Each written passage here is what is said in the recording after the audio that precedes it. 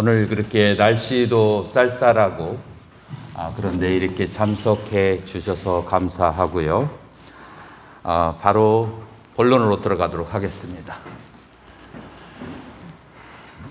저는 아주 오랜 세월 동안 불교의 수행이라고 하는 것은 무엇인가 거기에 대해서 계속해서 고민하고 연구를 해왔는데요. 일단 우리가 이제 삽삼조사라고 한단 말이에요. 우리 선종에서는 삽삼조사라고 하는데, 이 삽삼조사가 1대부터 28대까지는 과연 어떤 수행을 했을까? 선을 했을까? 왜냐하면 선이라고 하는 것은 달마대사에 의해서 능가경에 의지해서 중국에 와서 독특한 하나의 수행법이라고 한다면, 그렇다라고 한다면 달마대사 이전에 28대의 스승들은 어떤 수행 방법을 가르쳤을까를 한번 연구를 해보았어요. 연구를 해보니까 가섭존자, 그리고 아난, 상나화수, 여기까지는 위파사나 수행을 해서 깨달음을 얻으신 걸로 그렇게 객관적 기록이 나와 있고, 그리고 협존자, 그 다음에 마명보살, 이런 분들은 설일체 유부의 종장이고 설일체 유부의 지관 수행을 해서 깨달음을 얻은 것으로 나와 있고, 그리고 우리는 아리아데바, 용수보살, 이분은 중간학파의 거장이시죠. 이분들은 이제 중간의 수행 방법으로 깨달음을 얻으셨고, 우리가 아상가, 무착보살과 그리고 세친보살, 이런 분들은 유식의 방법으로 깨달음을 얻으셨어요.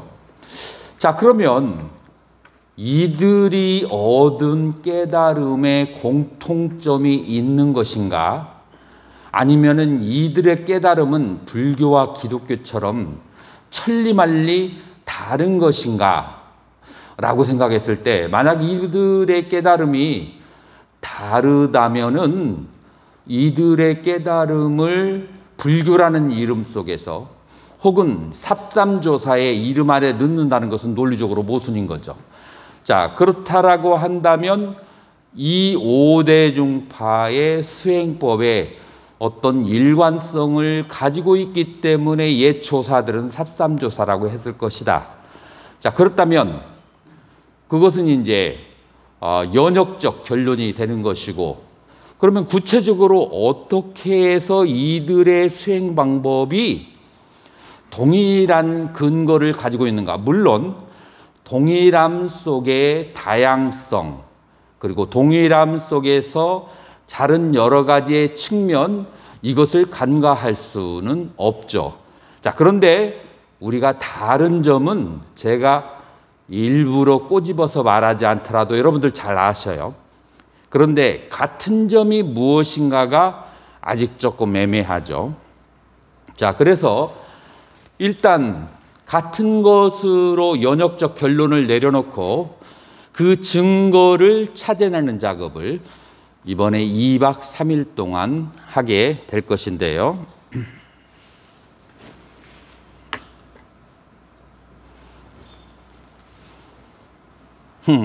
오늘 아침에 갑자기 생각이 떠올라서 쓴 건데, 보통 자유로워지고 싶어서 수행을 하잖아요. 그런데 스승이 없는 사람은 이러한 자유를 누려요. 어떤 자유를 누리냐면 자기의 느낌대로 살고 싶은 자유, 그 다음에 자기의 욕구대로, 자기의 주관대로 살고 싶은 자유를 누려요. 자, 이 느낌과 주관과 그 다음에 욕구를 우리 불교의 오온의 언어로 하면 수, 상, 행이에요. 그래서 우리 불교의 수행은 수상행을 다스리는 것이 수행인데, 실제로는 자기의 업에 의해서 만들어진 수상행대로 사는 것을 수행이라고 생각하기가 쉽다. 누구에게? 스승이 없는 사람에게 이제 그렇게 이제 그다음에 이제 이런 생각이 들었어요. 자, 생각이라고 하는 것은 과연 수행하는 데 도움이 되는가? 아니면은 생각이라고 하는 것은 수행하는 데 장애가 되는 것인가? 수행자들은 한 번씩 이런 생각을 해봤을 거예요. 저는 여기에다가 논리적 결론을 내리는데 무엇이냐면은 어느 구차재정 중에서 어느 단계까지는 생각이 있어야 되지만 어느 단계에서 생각이 있으면 더 이상 진전이 없다. 그래서 이제 그런 부분에 대해서 구차재정 속에서 어디까지가 생각이 도움이 되는가 그런 부분을 한번 다뤄야겠다는 생각을 했고 또 제가 이제 수행자들을 이제 바라보면서 느낀 느낌인데 복을 짓는 것이 과연 수행이라고 생각하는가 아니면은 이런 것은 수행하는 데 장애가 되는 것인가. 저는 처음 출가할 때부터 위타위기 수미선이나 계시윤의 생사인이로다 이 얘기를 들으면서 처음 출가 생활을 시작했어요. 그래서 남을 이롭게 하고 자기를 이롭게 한다고 하는 그 모든 것이 바로 생사윤의 원인이로다. 이것을 만약에 좁은 마음으로 들으면 어떻게 되느냐면 그 남을 위해서 도우려고 하는 마음 자체는 그런 것은 수행에 장애가 된다 라고 생각하기가 쉽거든요. 자, 그런데 정말로 그럴까요? 그래서 제가 이제 불교의 수행론에서 연구를 해봤을 때 구차 재정 가운데 첫 번째 선정에 들기 이전의 상태에서 복을 짓지 않으면 첫 번째 선정으로 나아가기 어렵다. 이건 구차재장에서 한번 그렇게 다뤄보도록 그렇게 하게 될 것이고요. 그 다음에 일단 초기불기와 설일체의부에서 강조하는 수행 방법 한 가지만 뽑으면 무엇이라고 할까? 한번 여러분들 생각해 보셨나요? 저는 아주 자신 있게 얘기할 수 있어요. 초기 불교에서 대표적인 수행은 오온의 수행이다. 자, 그래서 오온을 다스리는 것이 바로 초기 불교의 수행이다. 근데 이 오온을 다시 살짝 축약하면 무엇이 되냐면은 오온이 사념처가 돼요. 자, 그래서 여기에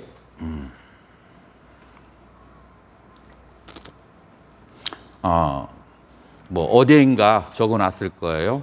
여기에다가 적어지는가? 오온일 색 보이시는가요? 수, 상, 행, 식이라고 한다면 요거는 신, 수는 수, 그리고 식은 심, 상과 행은 법. 자, 그러면 뭐가 되죠? 신수심법이 돼요. 그래서 초기불교의 수행은 오온수행 혹은 신수심법의 수행으로 아주 귀결을 지을 수가 있다. 그런데 이 오온을 닦아 나가는 데 있어서 능언경에도 그렇지만 초기불교에서는 구차재정을 통해서 오온을 닦아 나가는데 바로 이 느낌이라고 하는 것은 이 선의 상태에서 닦아 나가게 되고 초선에서 사선까지 느낌에 대한 수행이죠. 그리고 공무변처, 식무변처, 무소유처는 그것은 상을 다스리는 수행이고 그 다음에 비상비비상처는 행을 다스리는 수행. 그래서 수상행이 다스려지게 되면 식이 멸하게 되고 그래서 바로 구차저정을 통해서 오온을 쉬게 하고 멸하게 하고 다스리게 하는 수행이다라고 그렇게 말할 수 있어요. 자, 그래서 초기 불교의 수행을 이렇게 두 가지로 얘기할 수 있어요. 무엇이 초기불교의 수행 주제인가? 오온에 대해서 혹은 사념처에 대해서 관하는 것이 수행 주제예요. 자, 어떻게 진행되어 가는가? 구차 재정을 통해서 점점 개발되어 간다라고 그렇게 귀결을 지을 수가 있는 거죠.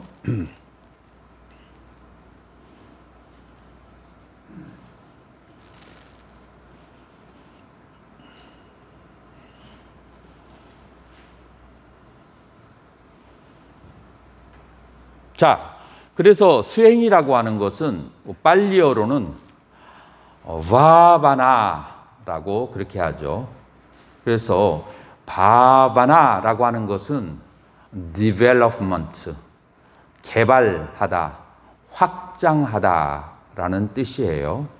자, 어떻게 개발하는가? 만약에 신업과 구업, 자세한 것은 생략하겠어요. 신업에 몇 가지가 있죠? 3가지가 있고 구업에 4가지가 있어요.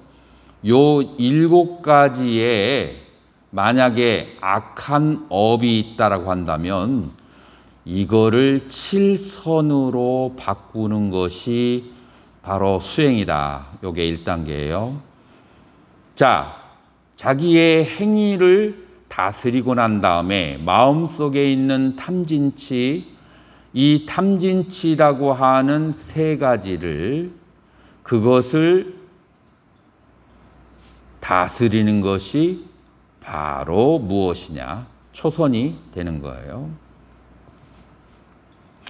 이런 식으로 해서 7가지의 몸과 마음의 그 행위를 선한 쪽으로 개발시키고 그 다음에 그 선한 생각을 다시 초선이라고 하는 생각을 쉬는, 그리고 심사가 있고 희와 락이 있는 그런 집중이 있는 초선에 들어가는 것, 이것을 그 다음에 개발이라고 할 수 있어요.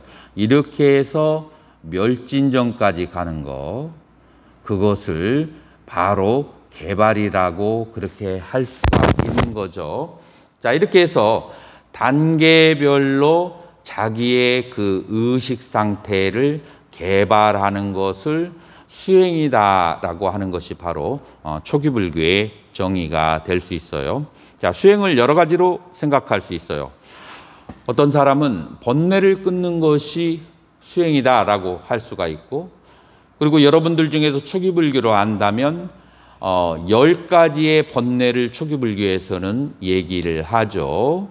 그래서 10가지의 번뇌를 10가지 족쇄를 끊으면 그러면은 바로 뭐가 되는가? 아라한이 되는 거죠.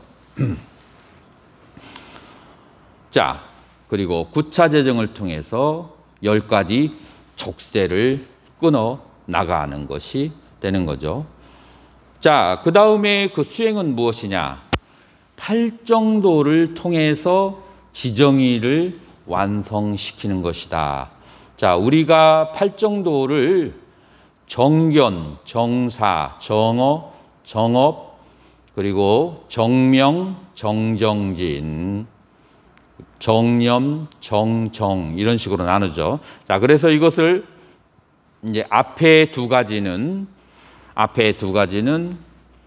정견과 정사는 그것은 해에 해당하고, 그리고 정어, 정업, 정명 이제 이런 것들은 전부 다 계에 해당하고, 정념과 정정은 바로 정에 해당하는 거죠. 그래서 해에, 계에 정을 그렇게 수행하게 되는데, 해, 계, 정을 수행하게 되는데요. 이 그 해라고 하는 것, 정견과 정사라고 하는 것은 지적 번뇌를 다스리는 것이 되고요. 그리고 정어, 정업, 정명이라고 하는 것은 실청적인 의지적인 측면을 다스리는 것이고, 정념과 정정이라고 하는 것은 그것은 바로 감성적인 측면을 다스리는 것이다. 그래서 팔정도라고 하는 것은 지정의 세 가지를 조화롭게 완성시켜 나가는 것이 수행이다라고 그렇게 우리는 이해할 수도 있어요. 자, 그리고 이제 마지막 하이라이트가 바로 마음을 다스리는 것인데, 자, 여러분들 마음, 초기 불교에서의 마음, 설일체부의 마음, 그리고 유식에서 중간에서의 마음, 선종에서 마음. 선종에서부터 한번 내려올까요? 선종에서는 마음을 몇 가지가 있다고 얘기하는가요? 일단은 조사 어록의 의지에서 보면 그것은 관심론에 보면은 마음엔 두 가지가 있다. 정심과 염심이다라고 그렇게 얘기를 하죠. 정심과 염심인데 정심은 진여심이라고 한다. 그리고 이 진여심을 보는 것을 견성이라고 한다라고 그렇게 되어 있어요.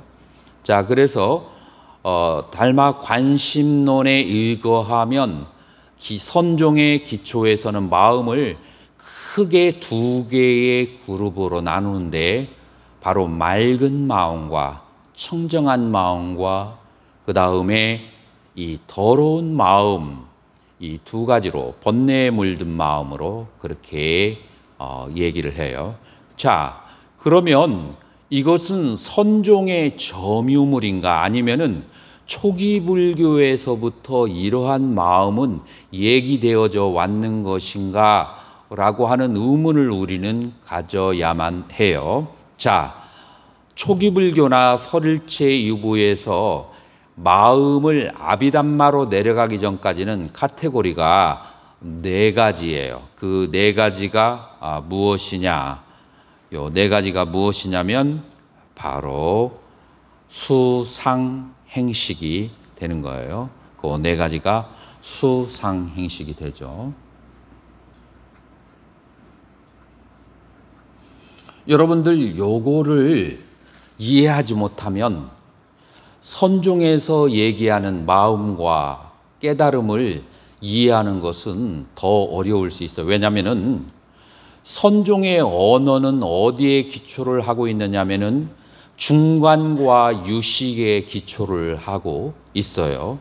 그리고 유식의 마음에 대한 분석은 어디 위에 발달이 됐냐면 설일체 유부의 5위75법이라고 하는 마음의 분류의 우에서 개발이 된 것이고, 그리고 설일체 유부의 5위75법은 그것은 초기 불교의 오온에서부터 발달된 것이에요. 자, 그래서 여러분들에게 기초가 없을 수도 있고 있을 수도 있지만 그냥 제가 한번 표현을 해볼게요. 요 수상행을 아비담마에서는 뭐라고 하냐면은 심소라고 해요. 심소라고 하는데 이 심소가 산스크리트어로는 어떻게 되냐면은 팔리어로 제타시카예요. 이 제타시카라는 건 뭐냐면은 찌따 플러스 이까, 이까는 뭐뭇에 속한 그런 뜻이에요. 찌따라고 하는 것은 마음이죠. 마음에 속한, 마음과 함께하는 그게 바로 심소의 뜻이에요. 아비담마에서는 요 식을 바로 심이라고 그렇게 얘기했어요. 심은 찌따예요. 자, 그래서 심과 심소로 수상행식을 나누는데 초기 불교를 20년 이상 하는 사람도 이 수상행식을 정확하게 표현하는 것을 조금 꺼려 하는데 저는 과감하게 정확하게 한번 표현을 해보도록 할게요. 여러분들에게 예를 한번 들어보죠. 지금 여기에 거울이 있어요. 한번 상상력을 발휘해 보세요. 자, 거울이 여기에 있고 거울에 이 모자를 이렇게 비추었어요. 자, 그러면 여러분들이 거울을 보면은 뭐가 보이죠? 거울에 뭐가 보이죠? 거울에 모자가 보여요. 자, 그러면은 모자가 거울일까요? 모자를 거울이라고 말할 수 없어요. 그런데 이렇게 나는 질문할 수 있어요. 지금 거울에 보이는 것은 모자인데 그 모자가 왜 거울이 아니라고 하느냐? 그러면 여러분들은 이렇게 대답할 거예요. 모자를 떼고 만약에 마우스를 놓으면 마우스가 보인다. 그래서 거울에는 리미타, 형상이 없고, 그래서 이거를 갖다 대면 이게 보여요. 만약에 어떤 고정된 형상이 있으면 거울은 이거 외에 다른 것을 갖다 대면 제대로 보여지지 않을 거예요. 그런데 이 어떤 물건을 갖다 대도 어떤 물건이든 비칠 수 있다는 것은 거울에 고정된 리미타라고 하는데 고정된 표상이 없다는 거예요. 그래서 거울의 특징이 1번, 고정된 표상이 없다. 두 번째, 거울의 특징은 안은 밝게 비추는 특징이 있다. 왜냐하면 비추지 않으면 이런 것들이 비추지 않잖아요. 그래서 거울에는 두 가지의 특징이 있어요. 하나는 표상이 없고, 두 번째로 밝게 비치는 그 기능이 있어요. 정확하게 그 거울이 무엇과 같으냐면은 유식에서 거울의 비유를 많이 드는데 이 거울은 찢다야. 마음이에요. 마음이고 거울의 그 비친 형상과 표상들이 무엇이냐면은 심소예요. 그래서 우리는 의식이 발생할 때 두 가지가 동시생하고 동시멸해야 되는데 그 두 가지가 뭐냐면은 바로 이 마음하고 그 다음에 심소 두 가지가 일어나야 돼요. 자, 다시 예를 한번 들어볼게요. 여러분들이 저를 한번 비춰봐 주세요. 잘생기고 못생긴 것은 따지지 말고 키 작고 큰 것도 따지지 말고 뭐를 보냐면 제 모양을 한번 보세요. 자, 내 모양을 봤을 때 그때 여러분들에게 의식이 발생한 거 그걸 뭐라고 하냐면 안식이라고 그래요. 안식이라고 하는데 안식은 두 가지로 구성되어 있어요. 자, 안식이 발생하는 경로를 한번 볼게요. 일단 대상을 보아야 돼요. 그래서 산스크리트어는 아르타라고 하는데 일단 대상이 있어야 돼요. 그런데 여러분들의 마음이 대상을 직접 경험할 수가 없어요. 여러분들의 마음은 뭐를 경험하냐면 그 대상의 이미지, 그 대상의 표상을 경험할 수 있어요. 그래서 여러분들의 마음에는 2번 표상이 있어야 돼요. 혹은 이미지라고 하죠. 이미지나 표상이 있어야 돼요. 이미지하고 표상이 있어도 여러분들의 마음이 거기에 가 있지 않으면 그 표상을 인식할 수가 없어요. 그래서 뭐가 있어야 되냐면 아는 마음이 있어야 돼요. 그래서 여러분들의 식이 발생할 때 그러므로 뭐 두 개가 있어야 되냐면은 이미지와 아는 마음 두 가지가 있어야 안식, 이식, 비식의 감각기관에 식이 발생한다라고 할 수 있는데 여기까지 어떻게 그 이해가 잘 되시는가요? 자, 그 인식이 발생할 때 두 가지 기능이 있어야 인식이 발생한다. 아는 마음과 알려진 내용물로서의 표상이 있어야 인식이 돼요. 자, 이것을 전문 용어로서 알려진 내용물 표상을 심소라고 하고 아는 마음을 심이라고 해요. 일단 여기에서 관심론으로 가서 결론부터 지어서 여러분들의 호기심을 증폭을 시키려고 해요. 관심론에서는 이 아는 마음을 청정심이라고 정심이라고 하고 이 알려진 내용물을 염심이라고 해요. 자, 그래서 아비담마에서 사용하는 심과 심소를 달마대사계에서 정심과 염심으로 사용했다. 이런 말 잘 안 들어봤을 거예요. 자, 그런데 이런 얘기를 해놓고 뭐가 있어야 되냐면은 증거를 갖다 대요. 어떻게 해서 심소를 염심이라고 하는가? 어떻게 심소를 염심이라고 하는가? 그 심소를 염심이라고 하기 위해서 여러분들에게 승찬대사의 신신명을 한번 앞구절을 들려드릴게요. 지도, 문안, 유혐, 간택, 단막, 증해, 통연, 명백이라고 해요. 지극한 도는 어렵지가 않다. 지극한 도는 어렵지가 않다. 왜 어렵지가 않느냐? 그것은 오직 간택만 꺼리고 택하는 그런 간택심만 없고 단막 증에 사랑하고 미워하는 마음만 없으면 그러면 통연하여 명백하다라고 했어요. 자, 여기에서 개념이 두 가지가 나왔어요. 두 가지가 뭐냐면 유혐 간택심이 나왔어요. 그 다음에 단막 증해를 하지 않으면. 오온 가운데 간택심은 어디에 속할까요?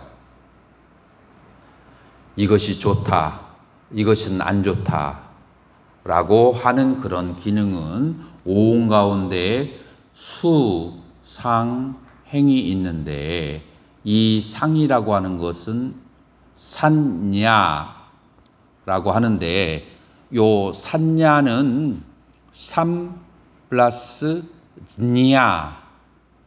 냐에서 오는 거예요. 냐는 to know, 알다라는 뜻이고 3은 together, 그래서 같이 안다라고 그래요. 이것을 영어로 말하면은 recognition이라고 그래요. cognition은 지각이고 재지각하는 거예요. 자, 우리가 5가지 감각기관에서 어떤 대상을 지각한 것을 다시 재지각을 해야 돼요. 그 지각한 것을 재지각한다라고 하는 것은 무엇일까요? 자, 여러분들이 저를 딱 봤을 때 두 그룹으로 나눠요. 어유, 저 스님이 등현 스님인가? 또 어떤 스님은 어유, 등현 스님 잘 지내셨어요? 어유, 그전에 비해서 얼굴이 좀 야유셨네? 자, 요거는 뭐예요? 재지각이에요. 재지각은 뭐냐면은 내 머릿속에 기억되어 있는 것과 내가 현재 감각기관을 내서 인식한 것이 서로 만나서 그래서 과거의 기억들로 지금 현재의 대상을 장엄하는 것, 지금 현재의 대상을 과거의 기억들에 의해서 재이해하는 것. 길을 지나가다가 사람이 저쪽 편이 실수해가지고 내 옷에 뭐가 튀겼어요. 아유 하고 짜증을 내려다가 누군지 딱 보니까 스승이야. 아이고 스님, 제가 잘못했습니다. 뭐 때문에 그렇게 되죠? 머릿속에 기억이 그렇게 하게 만드는 거예요. 그래서 여러분들은 이 산야라고 하는 것을, 이것을 한문권에서는 뭐라고 그렇게 번역을 했냐면은 생각상으로 그렇게 번역을 했는데 뭐냐면은 과거의 기억에 의해서 지금 현재의 대상을 판단하는 거예요. 판단은 종류가 굉장히 많아요. 그래서 산야만 가지고 한 서너 시간 얘기할 수 있는데 짤막하게 결론만 내리면 요 산야는 뭐냐면은 두 가지 기능을 해요. 이해, 나에게 이롭고 해롭다. 그 다음에 시비,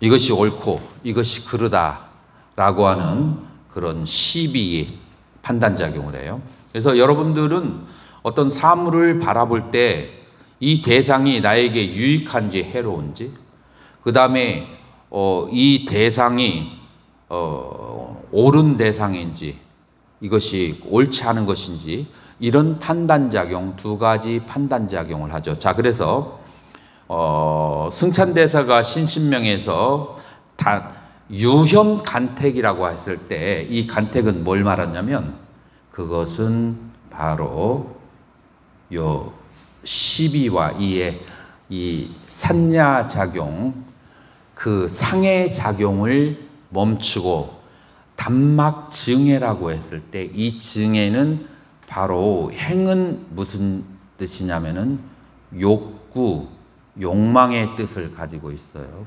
그래서 이 증해심은 바로 행이 되는 거예요. 그래서 상과 행의 업을 일으키지 않으면 그러면 이 도는 통연명백하다라고 하는 거예요. 자, 그래서 여기서 우리는 두 가지의 마음이 가지고 있는 두 가지 기능을 제가 얘기했어요. 식은 아는 마음이고 수상행이라고 하는 것은 고락을 판단하는 수와 그 다음에 이해와 시비를 판단하는 상과 내가 욕망하고 욕망하지 아니하는 그런 행, 이런 작용을 하는데 이런 수상행의 작용이라고 하는 것은 그것은 업을 일으키고 번뇌의 길로 나가는 거예요. 그래서 인간이 수행을 할 때 둘 중에 하나인데 이 수상행을 컨트롤하고 다스리는 수행을 하든지 아니면은 이 마음을 그 밝게 비추어서 아는 성품이 있는 마음을 비추어 보는 수행을 하든지 마음을 회광반조하는 수행을 하든지 이것을 유식에서는 자증분이라고 그렇게 얘기를 해요. 자, 자증분이라고 하는 것은 무엇이냐면 견분과 상분이 있는데 이 견분과 상분은 아까 얘기한 수상행과 식, 그 다음에 수상행을 뭐라고 표현한다고요? 염심이라고 그래요. 그러면 식을 뭐라고 그래요? 정심이라고 그래요. 자, 그래서 이 맑은 거울과 같은 마음을 보는 공부가 하나가 있고 또 하나는 수상행이라고 하는 것은 고락과 시비와 욕구로 떨어지기 때문에 그것을 다스리는 수행이 있어요. 그것을 다스리는 수행은 바로 신신명에서 승찬대사가 그리고 신수대사가 그 가르치는 수행 방법이 이 수상행을 다스리는 방법이고 그리고 관심론에서 나오는 달마대사의 관심일법 총섭재행이라고 했을 때 요 심은 아까 얘기한 것처럼 정심, 진여심을 말하고 정심과 진여심을 보는 것, 그런 수행 방법이 육조 회능대사에 이르러서 그래서 몸과 마음은 보리수도 아니고 명경대도 아니니 갈고 닦을 것이 뭐가 있느냐라고 그렇게 하는 것. 왜냐하면은 밝게 비추어 아는 마음은 그것은 수를 알 수도 있고 고락의 수를 알 수도 있고 시비의 상을 알 수도 있고 그 다음에 욕구도 알 수가 있지만 그것을 다 받아주면서 그것에 물들어 있지 않기 때문에 갈고 닦을 것도 없다라고 하는 거죠. 그래서 이 선종의 수행은 크게 정심과 연심의 수행으로 후기로 계속 연결되는 것을 제가 이제 시간이 되면 될수록 하나하나 조사의 어록을 들어서 설명을 해줄 수도 있지만 지금은 이제 그 시간 관계상 개략적인 것을 그렇게 공부를 해야 돼요. 자, 그리고 선종이 그런 것이 아니라, 자, 여기에 돌아와서 유식으로 가보자고요. 유식의 수행이라고 하는 것은 무엇인가 하면은 견분과 상분을 이제 바라보는 건데, 여기서 견분이라고 하는 것은 무엇이냐면은 보는 성품을 말하는 거예요. 아까 말한 그 마음이에요. 상분이라고 하는 것은 보는 성품에 비춰진 여러 가지의 수상행의 심소들을 말하는 거죠. 자, 그렇게 해서 이와 같은 것을 상분이라고 하는데, 그것은 견분과 상분은 마치 뭐와 같으냐면은 여기에 거울이 있고 거울에 비친 모양, 이 두 가지로 나눠서 거울에 밝게 비추는 것은 견분이고 거울에 비춰진 모양들은 상분이다라고 그렇게 말할 수가 있어요. 자, 그런데 거울의 본래 모습은 거울에 비친 모자라고 할 수 있을까요? 할 수 없어요. 그 모자의 모양을 떼어놔야 거울의 본래 모습이 나타나게 되는 거죠. 자, 그러면은 견분과 상분이 동시에 일어나서 대상을 경험할 때 대상을 놓아버리고 아는 성품으로 돌아와서 회광반조에서 바라오는 것, 이거를 뭐라고 한다고요? 자증분이라고 그렇게 얘기해요. 그리고 이것을 바로 무엇라고 할 수 있느냐? 초기 불교에서 말하는 사띠의 수행이라고 얘기해요. 사띠의 수행에서 두 가지로 집중 대상이 나눠지는데, 아는 마음을 재우쳐서 돌려서 보는 것은 심념처라고 그렇게 하고, 알려진 내용물들 수, 상, 행을 쫓아가면서 바라보는 것. 자, 쫓아가면서 바라보면 수상행은 어떤 모양을 가지고 있죠? 그것은 일어나고 사라지고 생멸하는 모양을 가지고 있죠. 자, 그래서 수상행의 모양을 관찰하고 살피는 것을 법념처라고 하고, 그 다음에 그 대상을 아는 마음으로 되돌아오는 것을 심념처라고 그렇게 해요. 자, 그렇게 해서 결국은 초기 불교에서 말하는 심념처가 있고 법념처가 있어요. 이 심념처와 법념처의 수행이 아비담마 시대에서 심과 심소로, 그 아비담마라고 하는 것은 여기서 구사론이죠. 그리고 그것이 다시 유식으로 와서 견분과 상분으로, 그리고 다시 선종으로 와서 정심과 영심으로 그렇게 나누어지는 그런 수행을 하게 됐다. 그렇게 말할 수가 있어요. 그래서 여러분들이 이번 강의에서 제가 중점을 두려고 하는 것은 오온이라고 하는 것이 무엇인가? 사념처 가운데서 심념처와 법념처라고 하는 것이 무엇인가를 먼저 초기 불교와 설일체유부의 학파의 것을 통해서 정리를 해드리고, 그리고 나서 이제 약간은 방향을 옮겨서 저녁에는 중간 학파의 그 마음에 대해서 우리가 공부를 하도록 하겠습니다. 왜 이게 작아졌을까?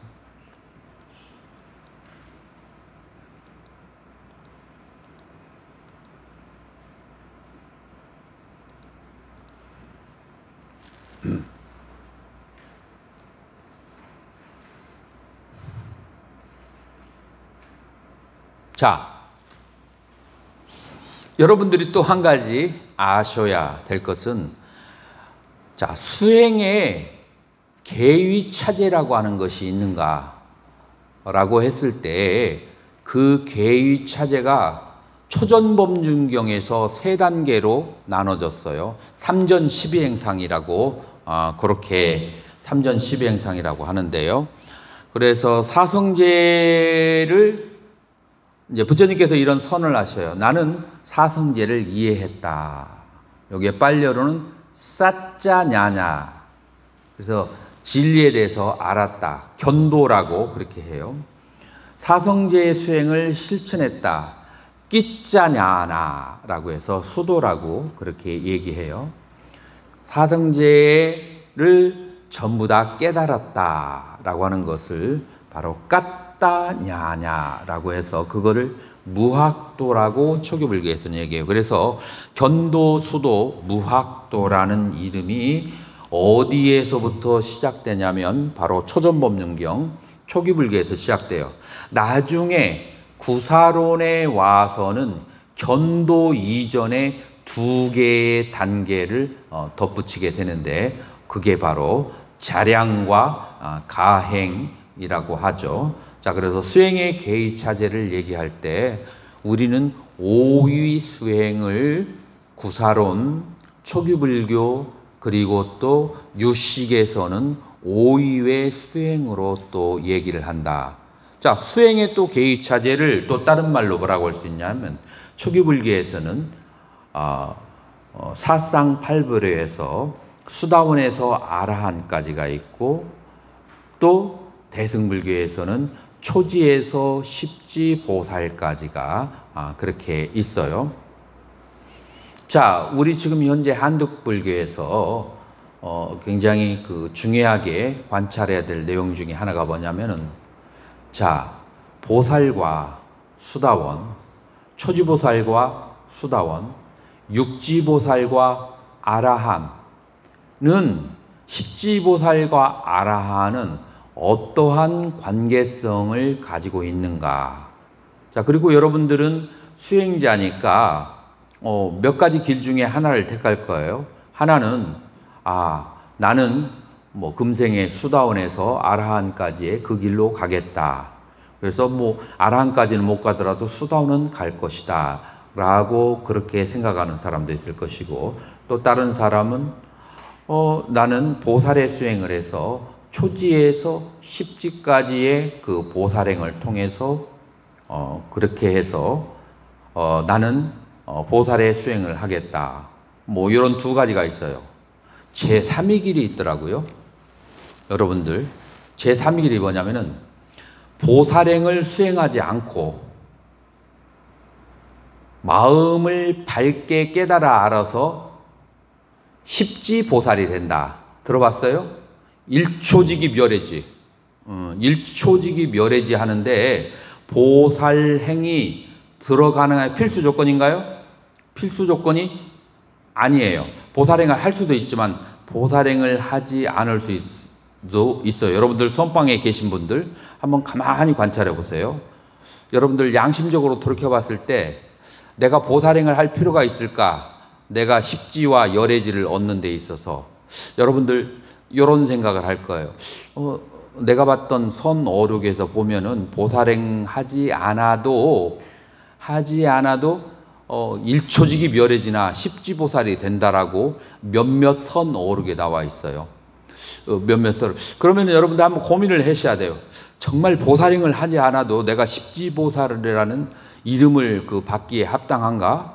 이거 좀 이상하지 않은가라고 한번 고민 한번 해봐야 돼요. 자, 그래서 이 삼의 길은 여러분들이 검증을 거쳐야 돼요. 그러나 우리 불교 역사에서 두 개의 길이 있어요. 하나는 아라한의 길과 그 다음에 보살의 도가 있다. 그리고 우리 이제 한국 불교는 대승불교권이니까 적어도 여러분들이 보살의 높은 지위는 원하지 않지만 보살 초지에서 십지가 어떤 수행을 해서 어떤 결과를 얻어서 보살 초지에서 십지까지를 얻는지를 여러분들이 한 번은 알아둬야만 할 것이다 라고 생각하는데, 여러분들은 어떻게 생각하세요? 내가 보기에는 여러분도 공감을 할 것 같아요. 그래서 이번 강의 시간에는 아주 짤막하게나마 보살 초지에서 십지까지를 제가 산스크리트 원문에서 번역해 가지고 정립을 했고, 저는 또 티베더하고 그리고 산스크리트 양쪽의 그 도움을 받아서 십지경의 주석서가 두 가지가 있어요. 하나는 세친보살이 쓴 십지경론이 있고, 또 하나는 월칭보살이 쓴 입중론이라는 그런 티베더로만 남아있는 책이 있는데, 그것이 바로 십지경에 대한 주석서가 되는 거예요. 이 양쪽의 주석서를 도움을 받아서 과연 초지에서 십지까지의 수행은 무엇이고, 그리고 아라한과 육지보살은 같다라고, 깨달음이라는 측면 속에서 같다라고 말할 수가 있는 것인가, 그런 것과, 그 다음에 이무에서부터 사사무에라고 하는 그 내용이, 여러분들이 잘 알고 있는 그 사무의 내용이 어디에 있느냐면은 바로 십지경에 있어요. 그래서 십지경을 공부하면서 여러분들은 그러한 몇 가지 아라한과의 관계, 그 다음에 사사무의 그 정확한 의미는 십지에서 어디에 해당하는 것인가, 이제 그런 것들도 우리가 이번에 공부를 해야만 한다고 생각해요.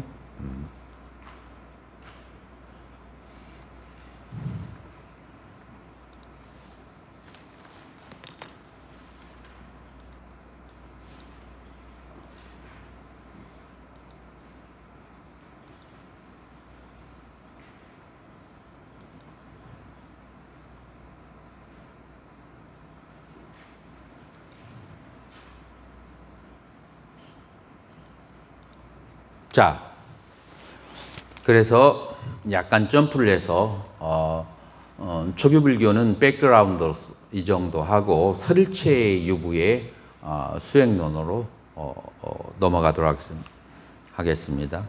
설일체 유부는 인간에게는 크게 10가지의 번뇌가 있다라고 그렇게 보고 있어요. 크게 인간에게는 10가지의 번뇌가, 그 10가지의 번뇌가 무엇이냐면 바로 탐, 진, 만, 무명, 그리고 또 다른 그 6가지의 그 번뇌는 전부 다 견해와 관련된 그런 번뇌예요. 그래서 그 견해라고 하는 것을 한마디로 말해서 전부 다 사견이라고 그렇게 할 수가 있어요. 그래서 사견, 변직견 등등으로 해서 의심까지 해서 6가지의 그런 번뇌가 있는데, 이 그룹을 둘로 나눌 수 있어요. 하나는 탐진만 무명이라고 하는 것은 내가 탐진, 그 다음에 교만과 무명이 있다라고 하는 것을 안다 할지라도 알아서 이 번뇌가 해결되지 않아요. 그러니까 알아서 해결이 안 되고, 어떻게 하면 이 번뇌는 해결되냐면은 아주 오랜 동안 습관을 통해서 닦아야만 이 번뇌가 해결이 돼요. 그래서 이 번뇌를 무엇라고 그렇게 이름하느냐면 수혹이라고 그렇게 해요. 여러분들 여기 보시죠. 오랫동안 닦아야 하기 때문에 수혹이라고 그렇게 얘기해요. 그 다음에 견해, 잘못된 견해 그 5가지는 무엇이냐면, 잘못된 견해, 유신견, 변직견, 사견, 견치, 계금치견인데 전부 다 무엇과 관련된 견해냐면은 유신견이에요. 그래서 이 유신견을 요것을 경국스님 요거 이쪽에 화면을 좀 넓힐 수 있는 거 한번 잠깐 와서 경국스님 잠깐 한번 봐주세요. 자, 유신견을 이거를 삿가야 뒷띠라고 그렇게 해요. 요게 지금 작아졌어요. 뭘 잘못 만져가지고. 이걸 조금 더 크게 할 수 있는. 왜 이래 됐지? 아니면 그 슬라이드를 없애버리고.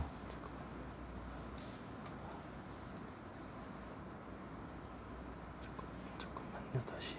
아, 그냥 이대로 놔둬. 이대로 놔둘까요? 이대로. 저게 잘려요. 저게 잘린다. 다시 F4로 눌러서 그냥 이게 계속 나오네. 이런 식으로 스윙 화면에서. 아니, 이거 이제 가면 되니까. 일단 지금 이렇게 해도 괜찮아요. 알겠습니다. 자, 그래서 유신견을 산스크리트어로는 삿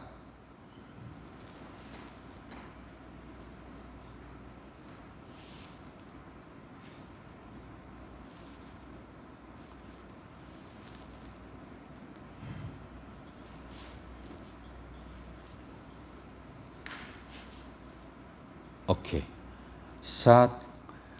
삿가야 뒷띠라고 그렇게 해요. 뒷띠 하면은 견해예요. 자, 견한데 무엇에 대한 견해냐면은 까야, 몸에 대한 견해예요. 이 까야가 두 가지가 있어요. 나마까야, 명신. 그 다음에 루빠까야, 색신이 있어요. 자, 색신은 색이고 명신은 수상행식이에요. 자, 그래서 이 삿가야 뒷대에서 유신견은 이 신은 오온을 말하는 거예요. 자, 그래서 오온의 삿 진화가 있다라고 하는 견해. 이제 유신견을 이렇게 해석할 수 있고, 두 번째로 어떻게 해석할 수 있냐면 색이나 수나 상이나 행 그 다섯 가지 중에 어느 하나를 나로 집착하는 견해, 나로 믿는 견해, 그걸 유신견이라고 그래요. 자, 어떤 사람이 자기의 느낌에 대해서 굉장히 예민해서 자기 느낌에 대해서 집착하고 있다면 그걸 뭐라고 하냐면 느낌을 자아로 알고 있는 견해라고 해요. 어떤 사람은 이것이 옳다라고 강력하게 주장하는 사람이 있어요. 그래서 견해가 굉장히 강한 사람. 그거는 뭐냐면은 견해를 자아로 믿는 그런 견해예요. 어떤 사람은 욕망이 굉장히 강한 사람이 그러면은 행을 자아로 그런 믿는 견해예요. 어떤 사람은 그 아름다운 색을 굉장히 집착하는 그런 사람이 있어요. 색이나 성향, 소리나 그런 거에 집착하는, 그것은 색을 자아로 생각하는 거예요. 그래서 우리 인간은 오온 중에 하나에 강하게 집착하고 있으면, 그래서 다시 말해서 다른 사람이 내 느낌이 이게 옳다라고 얘기했을 때 다른 사람이 그건 아닌 것 같은데? 라고 그렇게 대답하면 그런가? 하고 그냥 지나가는 사람은 그렇게 집착하지 않는 사람이에요. 근데 내가 느끼는 거하고 정반대의 것을 얘기하면은 집을 불태워서라도 싸워야만 그 직성이 풀리는 사람, 이런 사람들은 자기의 느낌에 대해서 엄청난 집착을 하는 사람이고, 요 사람은 바로 유신견을 가지고 있다라고 볼 수 있어요. 그래서 여러분들이 양심적으로 이렇게 돌이켜보면 다른 사람들 보면 다른 사람들이 이 색수상행식 중에 어디 하나에 강하게 집착을 하고 있는 것을 볼 수 있을 거예요. 그것을 바로 유신견이라고 하는 거죠. 자, 그런데 이제 이 초기 불교와 설일체 유부에서는 이 오온을 사념초로 신수신법으로 관을 해서 쳐다봐야 되죠. 관을 한다는 것은 생각하는 게 아닌 게 쳐다보는 거예요. 자, 여기서 이제 생각과 이별을 해야 되는 그런 순간이 와요. 여기서 관을 할 때는 색이 어떻게 생겨먹은 것인지를 쳐다봐야 돼요. 그래서 자, 색 중에 하나가 뭐죠? 몸이에요. 자, 몸에서 색을 알려면 여러분들은 코끝이나 단전을 지켜보면 돼요. 여러분들이 코끝을 이렇게 지켜보고 이 코끝에서 바람이 들어가고 나가는 것을 지켜보는 거죠. 자, 그래서 바람이 들어오고 나갈 때 색은 뭘로 이루어졌죠? 지소화풍 4대로 이루어졌어요. 자, 그래서 바람이 들어가고 여러분들 한번 지켜보세요. 생각해서는 답이 안 나와요. 지켜보면 차가운 공기가 들어가요. 그 다음에 숨을 내쉬면서 자세히 관찰하면 따뜻한 공기가 나오죠. 자, 그래서 냉과 열이에요. 이건 지소화풍 가운데서 뭐에 속하죠? 화대에 속하는 거죠. 자세히 호흡을 관찰해 보세요. 숨을 들이킬 때 하고 내쉴 때 하고 습도를 한번 쳐다보세요. 숨을 내쉴 때 습도가 있고 숨을 들이킬 때 건조해요. 자, 그래서 들이킬 때 건조함을 관하고 내쉴 때 촉촉함을 보고, 이건 생각으로 하는 게 아니라 보아서 아는 거예요. 자, 그래서 여러분들이 화대와 풍대, 여러분들이 조금 더 살펴보면 공기가 코끝에 들어갈 때 탁 부딪힐 때 그때 부딪힘은 딱딱한 것이거든요. 지대예요. 자, 이런 식으로 해서 그 다음에 공기가 들어가고 나가는 것은 당연히 풍대겠죠. 지수화풍 중에 하나를 관찰하는 거예요. 그래서 색은 지수화풍 4대로 나눠서 쪼개서 관찰해야 되고, 그 다음에 그 색은 어떤 특징을 가지고 있냐면 일어나고 사라지고 들어오고 나가는 것을 알게 되죠. 그래서 색을 끝까지 추궁해 나가면, 사유로가 아니라 관찰해서 추궁해 나가면 색은 지수화풍 4대로 이루어졌으며, 지수화풍 4대는 끊임없이 생하고 멸하고 생하고 멸하기를 그치지 않는다. 자, 그래서 무엇을 알게 되냐면은 신무상, 몸이라고 하는 것은 무상한다는 것을 생각이 아니라 보게 되는 거죠. 그런데 이 무상한 것들을 영원히 있어라 라면은 그러면 고통이 당연히 따르게 될 것이고, 고통스럽고 무상한 것을 이거를 나의 것이라고 하는 그런 어리석음은 그거보다 더 어리석은 게 없죠. 그래서 무엇을 보냐? 색 속에서 무상, 고, 무아를 이제 바라보게 되는 거예요. 자, 그래서 이렇게 계속해서 색에 집착하는 사람은 색을 관을 해서 색이 무상고 무아임을 보고, 느낌에 집착하는 사람들은 느낌을 계속 추적해서 쫓아가서 쳐다봐서 느낌의 무상고 무아를 보고, 자기 개념과 생각, 주관에 집착하는 사람은 생각이 무상고 무아임을 쫓아가서 그대로 있는 그대로 보고, 그리고 여기에서 식이라고 하는 것은 아는 마음이죠. 자, 이것은 이제 이슈가 좀 있는 건데, 식이라고 하는 것은 영원할까요? 대상과 함께 일어났다가 대상과 함께 사라지게 되죠. 그래서 뭐라고 하냐면 심무상이라고 그래요.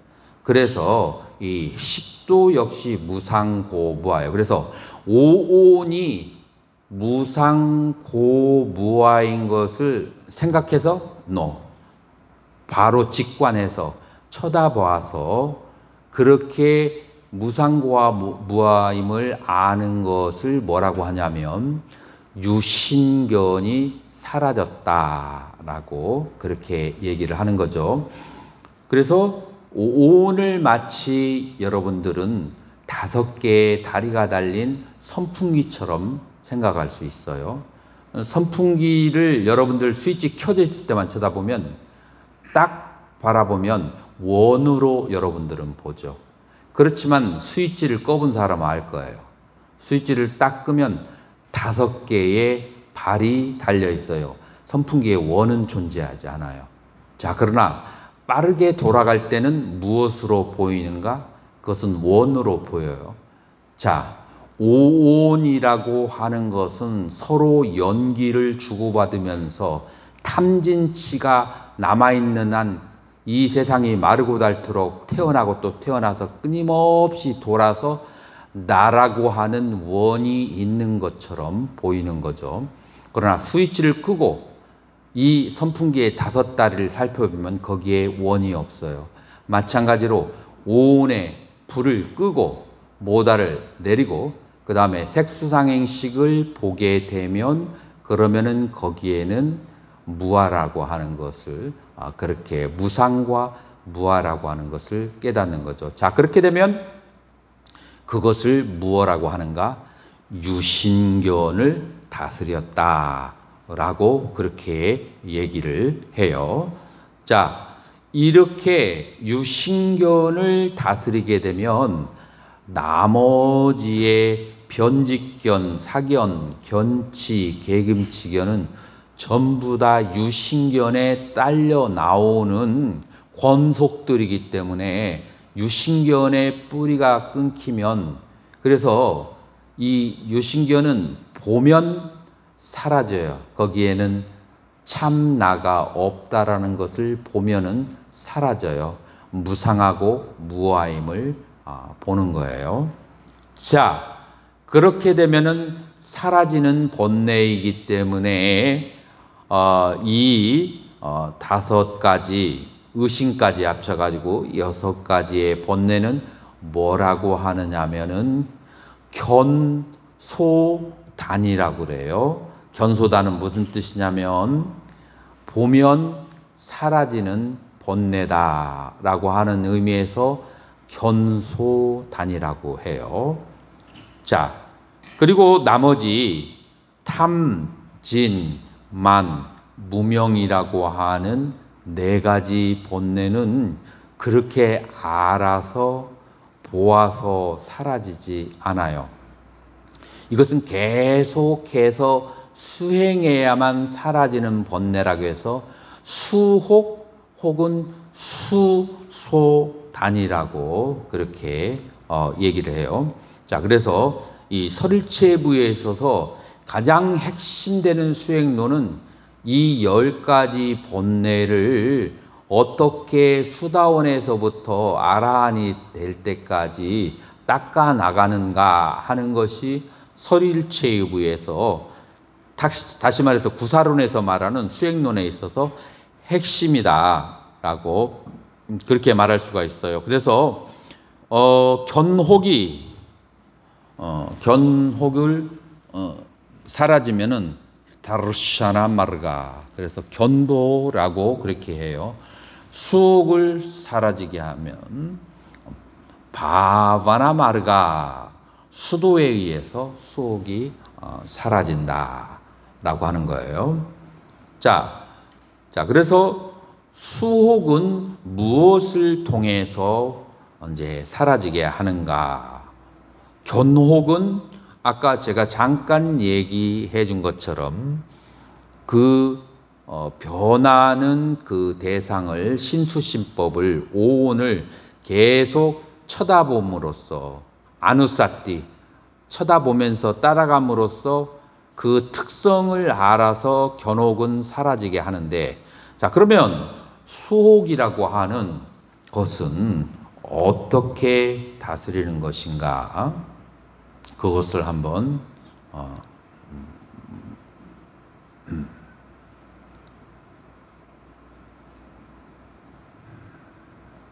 이제 보면은 수혹이라고 하는 것은 바로 선정을 통해서 닦아지는 그런 번뇌다.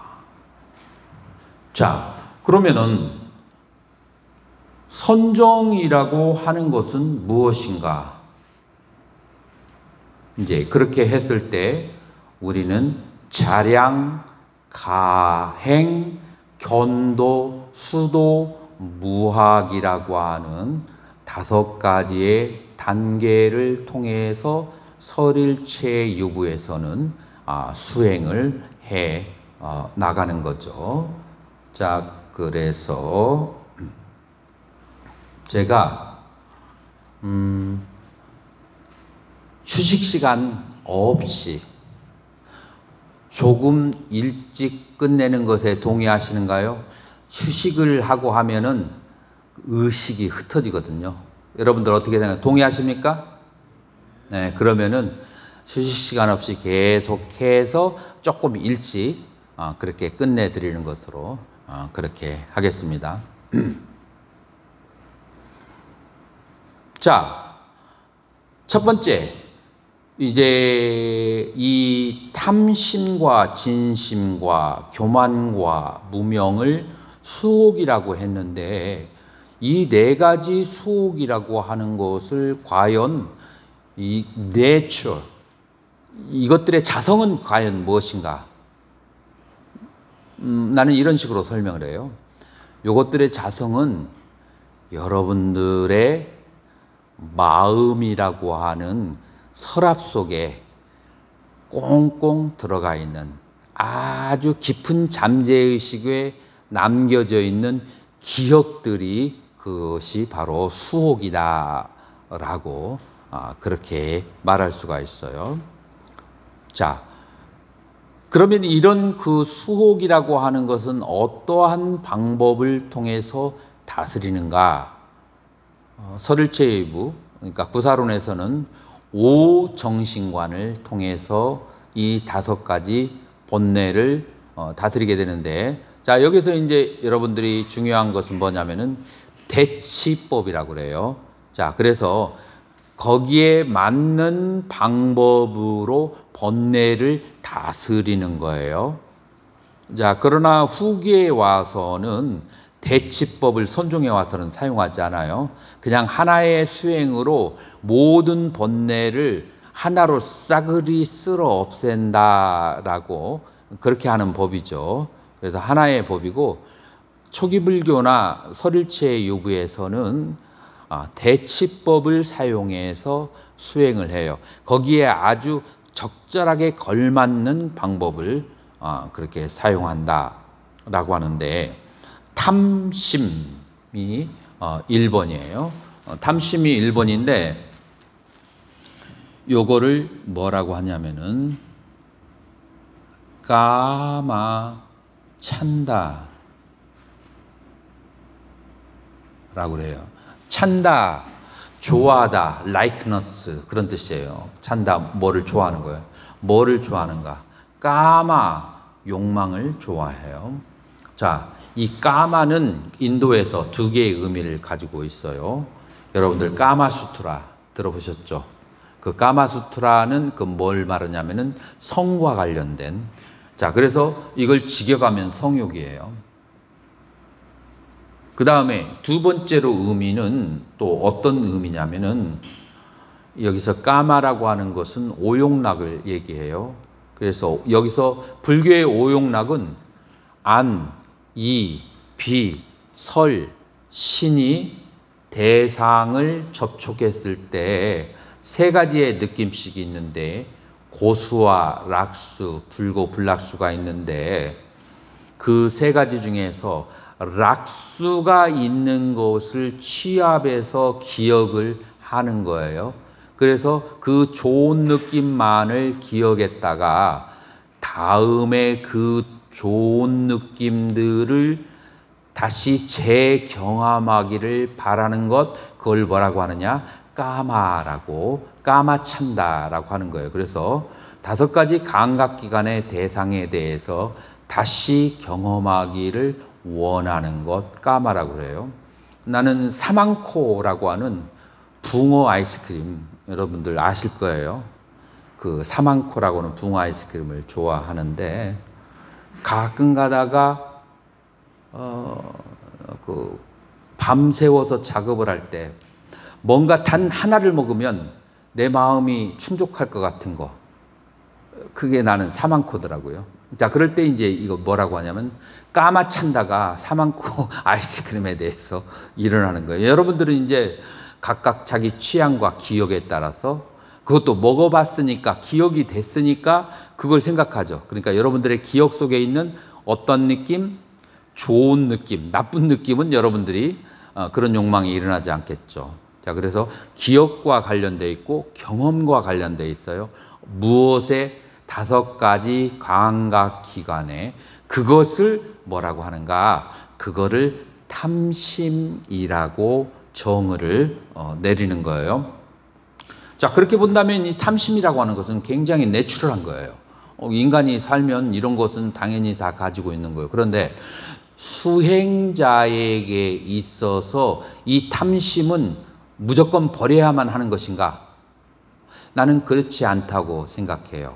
너무 뭐라고 할까 각박하게 하면 지도 고양이를 물어버린다고 본인도 막 안 좋은 길로 가요. 언제 이 까마를 버려야 되느냐 하면 욕계 육천에서 초선의 이상에 들어가기를 원하는 자가 이 까마를 버려야 돼요. 첫 번째. 두 번째로 이 아이스크림을 좋아하는 사람이 몸과 말로 치락을 행하면 이거는 이 욕망은 사막도에 들어갈 욕망이지만 몸과 마음으로 칠선을 행해 항상 보시라고 남을 위해서 좋은 일을 하면서 이런 욕망을 가지면은 그건 천상의 인이 돼요. 이 욕망이. 자, 그래서 같은 욕망이라도 무조건 다 버려야만 된다고 생각하면 승려 생활이 굉장히 각박해질 수가 있어요.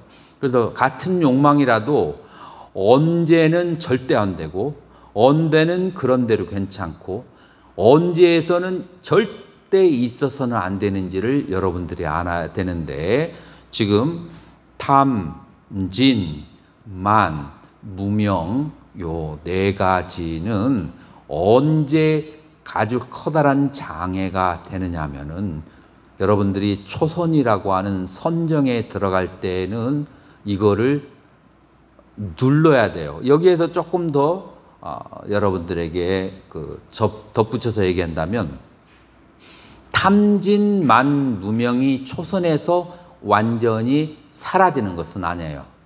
초선에 들어있는 동안 걔가 수면으로 밑에 깔려 있어야만 돼요.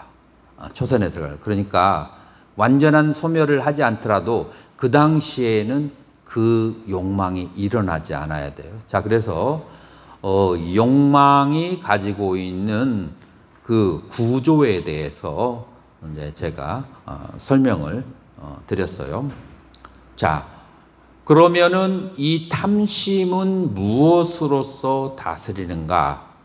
부정관을 통해서 다스리게 된다.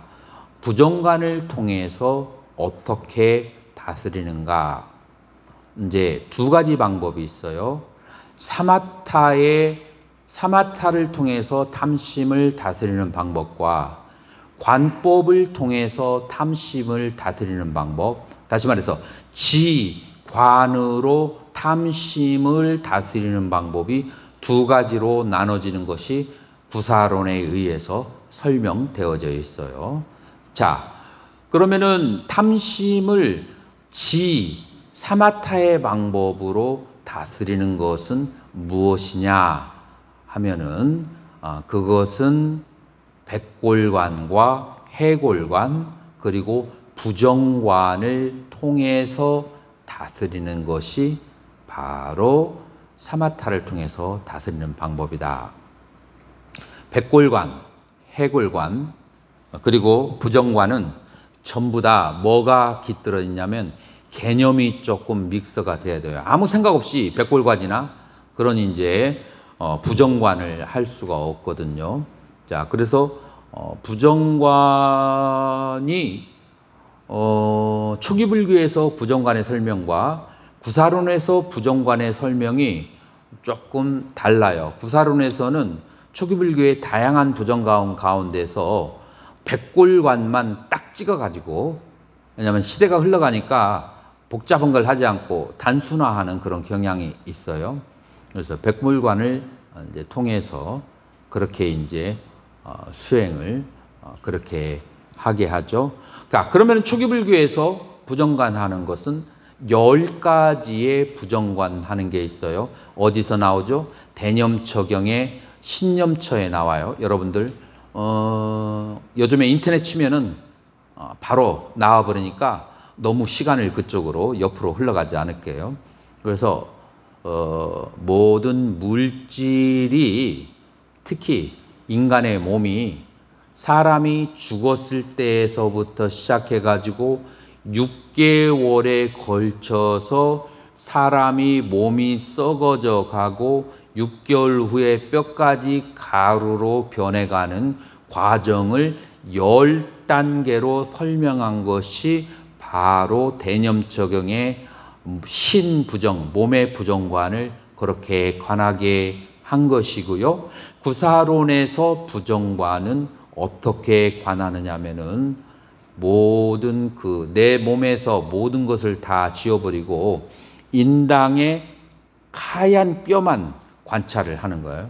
그래서 그 하얀 뼈를 작은 데에서부터 점점 확장해서 내 몸 전체에서 내가 밟은 땅과 전체 바닥까지를 해골로 가득 차게 했다가 다시 인당의 해골 하나가 남은 점으로 오고 가고를 반복하는 그런 백골관, 그게 바로 무엇이냐? 사마타를 통해서 백골관이나 부정관을 통해서 욕망을 다스리는 방법이라고 한다. 자, 그러면 관 혹은 비파샤나라고 그래요. 여러분들 중에서 알레르기 있는 사람이 있을 거예요. 비파샤나 하면 그건 소승수행 아니냐? 여러분들 요식의 텍스트를 보면은 비파샤나라고 나오고, 요즘에 제가 능가경을 9장까지 번역을 했는데 능가경에서 지관할 때 관이 비파샤나라고 나와요. 그래서 능가경은 어떤 경이었죠? 달마대사가 선을 수행하는 데 있어서 의지할 만한 최고의 단 하나의 경전이라고 하는 것이 바로 능가경이에요. 그렇기 때문에 여러분들이 그 위파사나는 테라바다의 전유물이 아니에요. 이것은 그 테라바다, 대승, 그리고 성종, 그리고 선종에까지 다 동일하게 그렇게 사용되는 언어다. 자, 그래서 관법, 위파사나를 하는 방법은 무엇인가 하면은 그것은 여기에서 아까에서도 설명한 것처럼 그 대상을 쳐다봐야 되죠. 그래서 살아있는 대상을 쳐다보고 살아있는 대상의 생멸하는 모양, 무상을 바라보고 무상고 무아로 아까 설명한 것처럼 그렇게 바라보아서 무상하며 실체가 없다라고 그렇게 관하는 것. 초기불교에서는 무아라고 하지만 대승에서는 무자성이라고 하죠. 그리고 이 중간에서는 공이라는 말을 쓰죠. 그래서 공과 무자성이라고 하는 그런 의미로 순서대로 관찰을 밟아 나가는 것을, 그거를 무슨 수행이라고 하느냐? 위파샤나라고 그렇게 산스크리트로는 해요. 자, 그런데 사마타와 위파샤나와 언제 하고 언제 하지 않아야 되는가 하면은, 먼저 사마타가 기초가 되어 있은 다음에, 구사론에서는 뭐라고 하느냐면은 여러분들 노트에 나올 텐데 5종 3매에 있는 사람만이 위파샤나를 할 수가 있다라고 그렇게 얘기해요. 5종 3매라고 하는 것은 초선에서부터 5선까지를 그렇게 얘기를 해요. 그래서 오종삼매에 있는 사람, 그리고 초선에서 5선까지 하고 육종삼매네요. 육종삼매. 그 다음에 삼매 하나가 더 들어가야 돼요. 까니까 사마디. 까니까 사마디가 뭐냐면은 찰나 삼매예요. 그래서 정식 사마타 수행을 하지 않고 그냥 곧바로 관법으로 들어간 사람은 이 본삼매, 몰입삼매를 얻지 못하고 찰나삼매를 얻어요. 찰나삼매에서 관을 하든지 본삼매에서 관을 하든지 양쪽의 경우에 관법을 할 수가 있다라고 그렇게 나와요. 자, 그래서 세세한 것은 나중에 기회가 되면은 아주 섬세하게 뭐 이런 거 설명하며 하려면은 구사론 하나만 해도 6개월을 그 수행 방법론을 설명하려고 해도 다른 것은 다 놔두고 수행 방법론만 설명하려고 6개월이 그렇게 걸려요. 그래서 일단 이제 이런 것이 있다라고 하는 그런 이제 맛을 보여드리고, 자, 그래서 이제 진심은 자비간으로, 교만심은 이제 교만심은 무엇이냐면은 바로 18가지 그다음 법계관을 통해서, 그다음에 산란심은 수식관을 통해서, 이 수식관은 굉장히 중요한 거죠. 석가모니 부처님도 수식관을 자기의 친애하는 아들인 라훌라에게 가르치고, 그리고 이 수식관은 근세에 들어서 정강 스님이 아주 또 강조하는 그런 것이고, 이 불교 수행에 있어서 수식관이라고 하는 것은 굉장히 중요한 요소라고 할 수 있는데, 그 이유가 뭐냐면은 이 호흡이라고 하는 것은 마음과 물질의 중간사이에 있어요. 그래서 호흡을 통해서 물질도 컨트롤하고 호흡을 통해서 마음도 컨트롤할 수가 있어요. 물론 여러분들이 깊은 경제가 돼서 마음을 직관해서 컨트롤하면 너무나 좋지만, 그 수행자가 초기 상태에서는 마음을 내 마음대로 다스리지 못하거든요. 그럴 때는 호흡을 통해서 나의 몸과 나의 마음을 컨트롤할 수 있는 기능이 있기 때문에 출가자에게서 수식관이라고 하는 것은 굉장히 큰 재산이다 라고 그렇게 얘기해요. 그래서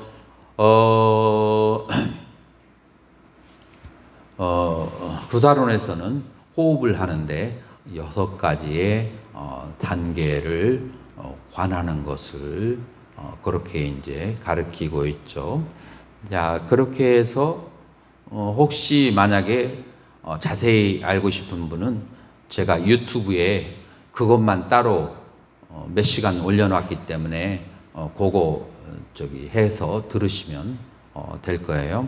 자, 이렇게 해서 이제 우리는 4가지의 그 번뇌를 바로 무엇을 통해서 오정신관을 통해서 다스리게 된다.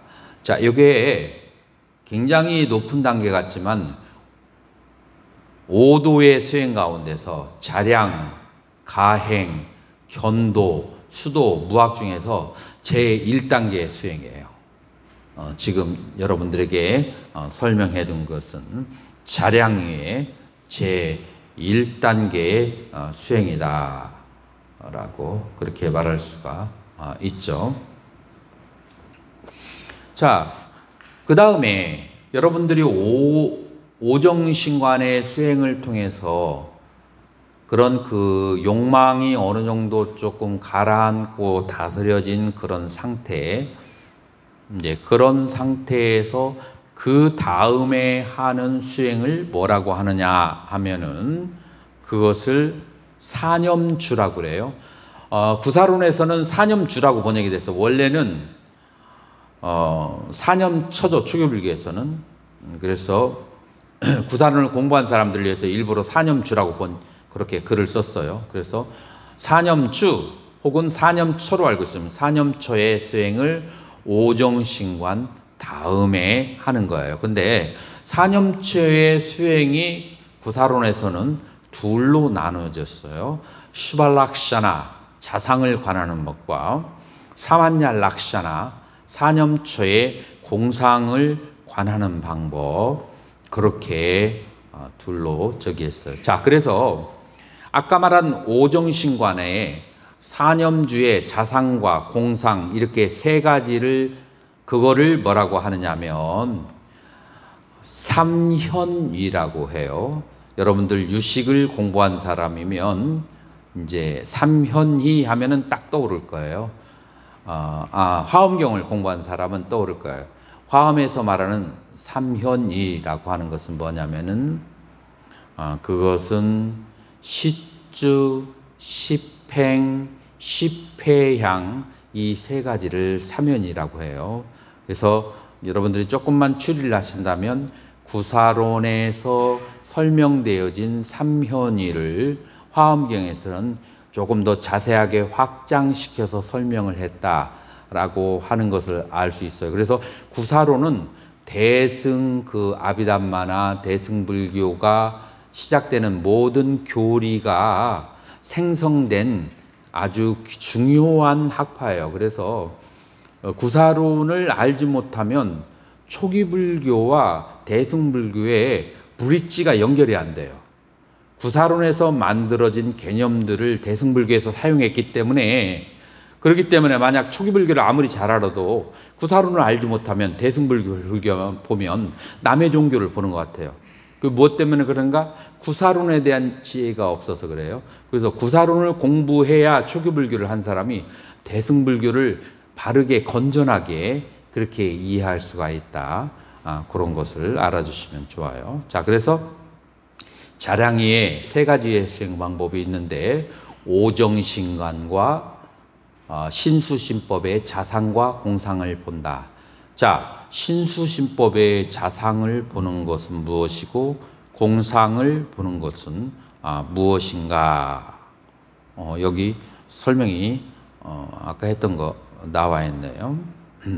자상은 보는 것이고 무엇을 보는 것인가? 자, 신시고 몸은 신시 부정, 몸은 부정하다고 보는 거. 그 다음에 두 번째로 느낌이라고 하는 것은 모두 다 괴로움이다. 수시고 요게 자상을 보는 거예요. 그 다음에 세 번째 심무상, 마음이라고 하는 것은 무상하다라고 보는 거. 그 다음에 법무와, 법은 실체가 없다. 이렇게 해서 그 신수신법의 하나하나의 측면만을 관찰하는 것을 뭐라고 한다고요? 사념주의 자상을 관하는 것이라고 하고, 그것을 그 신의 몸이라고 하는 것을 부정, 고, 무상, 무아라고 네 가지를 통째로 관하는 것을 뭐라고 하느냐면 공상을 관한다고 한다. 공통된 상을 관한다. 그래서 먼저 처음에는 신수신법의 자상을 하나를 관해야 관이 정확하게 되거든요. 그렇게 관을 하고 이제 그러고 난 다음에 이제 이 네 가지의 모습을 다 관하는 거죠. 자, 그렇게 이제 사념처를 관하는 건데, 여러분들이 나중에 기회가 되면 요거를 그 구체적으로 단계적으로 상세하게 신수신법의 사념주의 자상과 공상을 관하는 것을 이해하게 되면 나중에 그것이 여러분들이 어떤 공부를 하든지 그것이 중관과 유식, 선중에 다 연결이 된다는 것을 그것을 이해하실 거예요. 여러분들이 이 수행 방법에 대해서 더 자세히 알고 싶다면 여러분들은 어느 책을 참고하시면 되냐면 대비바사론이라고 하는 8권짜리 바로 기원후 1세기의 협존자 등에 의해서 그렇게 편집된 논서가 있어요. 그래서 대비바사론에 아주 지겨울 정도로 상세하게 반복해서 그렇게 설명이 되어져 있다.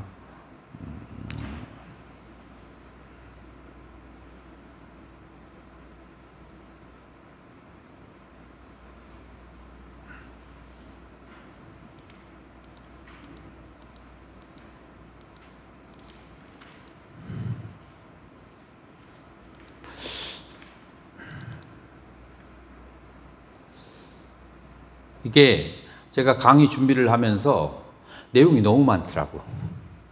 그리고 내용이 아무리 좋아도 머리 하드디스크에서 열이 나서 그 용량을 받아들이지 않는다면 내가 아무리 열심히 해도 또 효율이 없어요.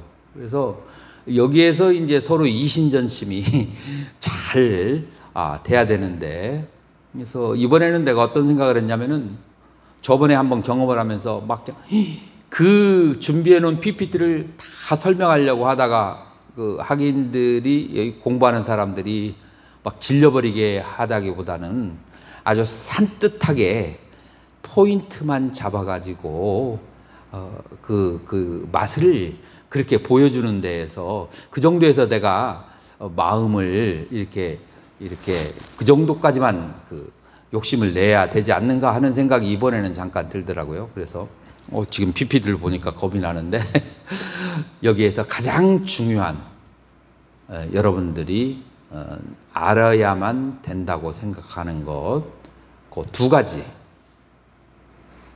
두 가지가 바로 심념처와 법념처. 초기불교 수행을 교학을 많이 공부한 사람도 이 심념처와 법념처에 대해서 명확하게 정리된 사람이 찾아보기가 굉장히 힘들더라고요. 그래서 이 심념처와 법념처는 나중에 유식의 수행과 그리고 또 선종의 수행까지 연결되기 때문에 그 핵심되는 것을 정리를 하는 게 좋겠다라고 그렇게 잠깐 생각이 들었어요.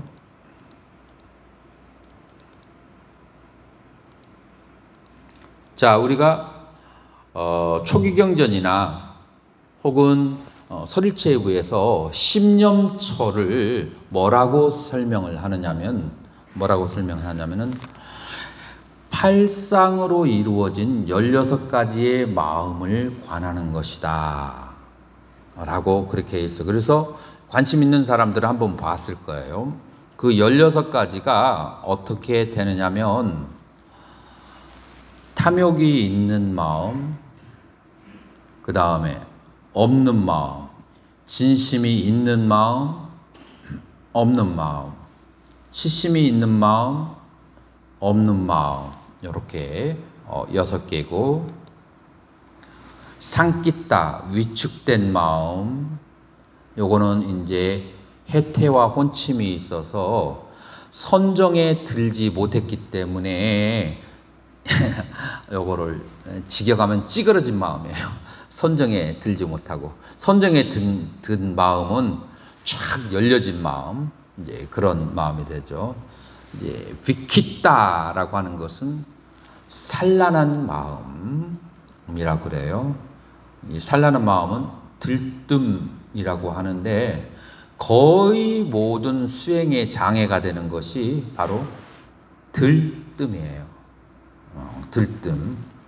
여러분들이 말을 함부로 하고 불필요한 말을 많이 하고 그 다음에 마음이 명상 대상의 수행에 집중하지 못하게 하고 그 모든 일을 하는 그것이 바로 무엇이냐면은 들뜸. 들뜸이 빨리어로는 어떻게 되냐면은 우다차, 꿋꿋차.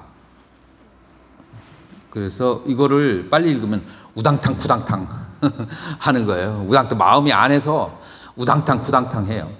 왜 마음이 안에서 우당탕 쿠당탕 할까요?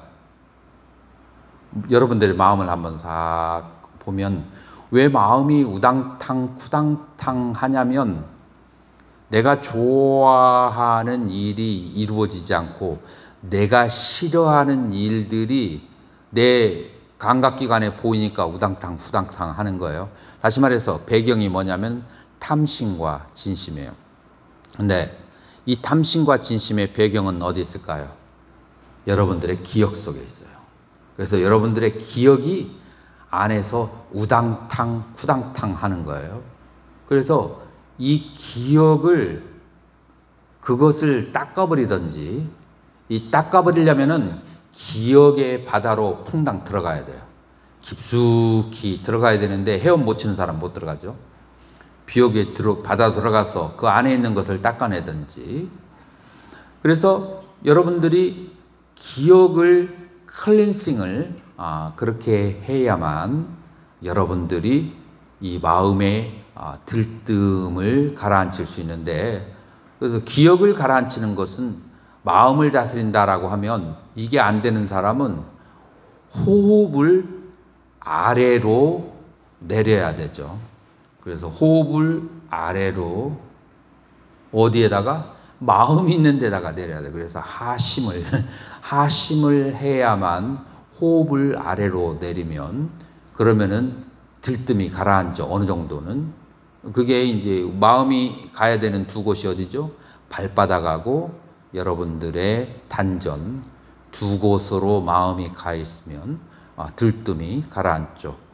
마음의 그 바다로 직접 뛰어들든지 아니면은 호흡을 가라앉혀서 마음 아래에 두어서 그래서 가라앉히든지 두 가지 중에 하나가 되겠죠.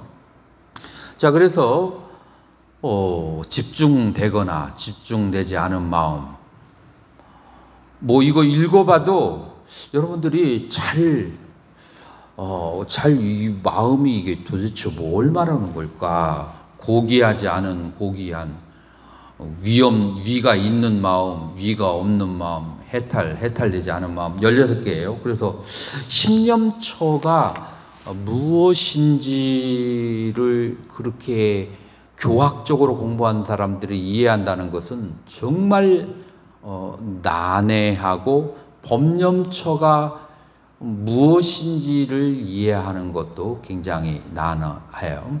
자, 이 신념처에 대해서 자세히 설명한 것은 여러분들이 어디가 처음이냐면 청정도론이에요. 이 청정도론에서 마음을 어떻게 두냐면 89가지로 그렇게 분류하고, 지금 여기에서는 좀 짧게 분류한 거예요. 원래는 그냥 정식으로 89가지예요. 자, 그 89가지의 마음은 무엇이냐면은 탐진치와 있는 마음, 그것은 뭐랄까, 삼학도의 마음, 그 다음에 삼선도의 마음, 초선의 마음, 이선의 마음, 삼선의 마음, 사선의 마음, 구차저정의 마음, 뭐 그렇게 얘기하는 거예요. 그래서 인간의 의식을 지옥의 의식과 축생의 의식과 악귀의 의식과 인간의 의식과 천상의 의식과 초선, 이선, 삼선, 사선, 구선까지 의식, 이런 식으로 넓게 나눈 것이 마음이에요. 자, 그러면은 대충 이것을 현대어로 spiritual level, the state of mind in spiritual level, 영적인 레벨을 지금 얘기하는 거예요. 그래서 내 마음이 어디에 있느냐예요. 내 마음이 오늘 강의가 끝난 다음에 맛있는 음식을 먹으러 어디로 내려갈 거나 그런 쪽에 내 마음이 있는가? 이 강의가 끝난 다음에 이야, 이거는 좀 깊이 알아야겠다. 이 배웠던 것을 복습하는데 내 마음이 있는가? 아니면은 이 강의를 들으면서 산매에 드는구나. 오늘 저녁에는 밤을 새워서 산매에 들어야겠지. 뭐 이런 여러 가지의 생각들이 있을 수가 있잖아요. 그래서 내 마음이 어디에 있느냐예요.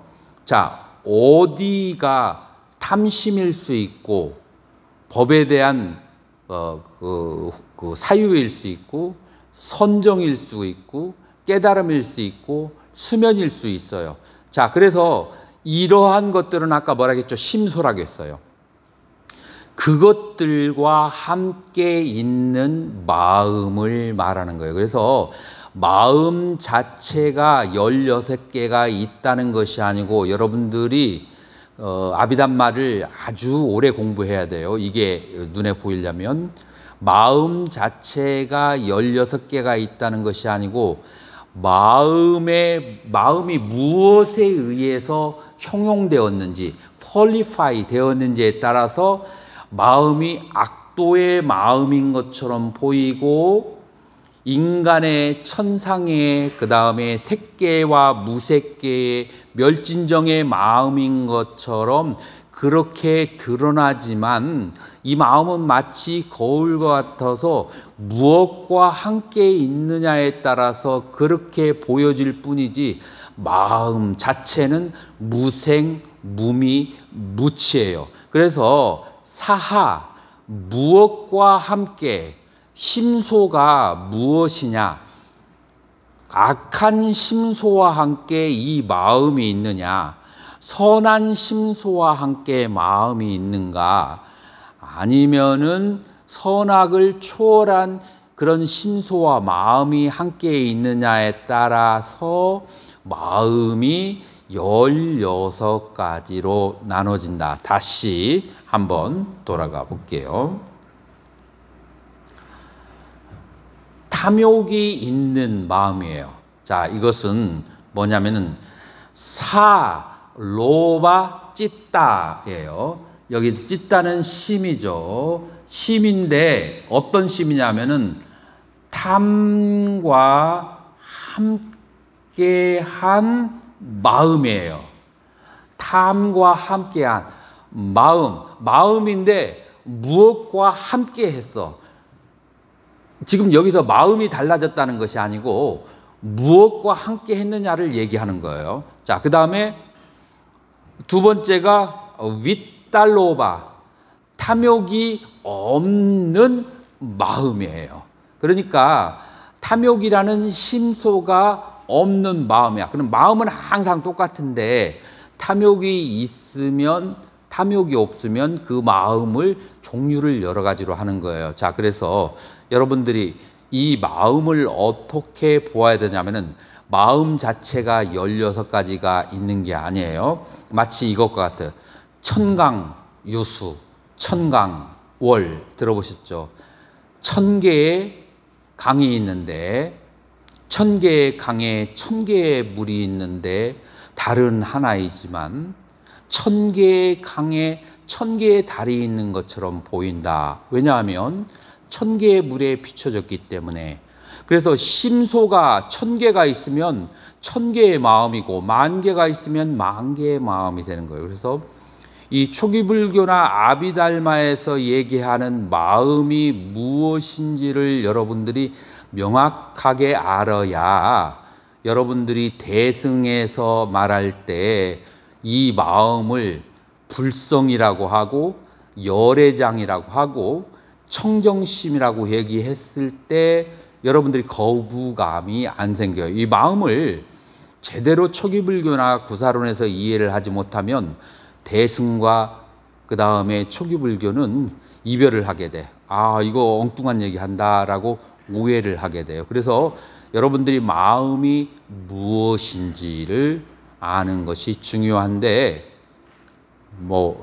저는 이 정도만 얘기하고 혹시 여러분들이 질문이 있으면 또 자세하게 설명을 하더라도 너무 오래 끌고 있으면 좀 그렇죠. 그래서 이 정도로 마음이 무엇인가를 얘기했어요. 그래서 이 마음이라고 하는 것은 심소에 의해서 수식이 되어진다, 형용이 되어진다 라고 하는 거예요. qualified가 되는 거예요.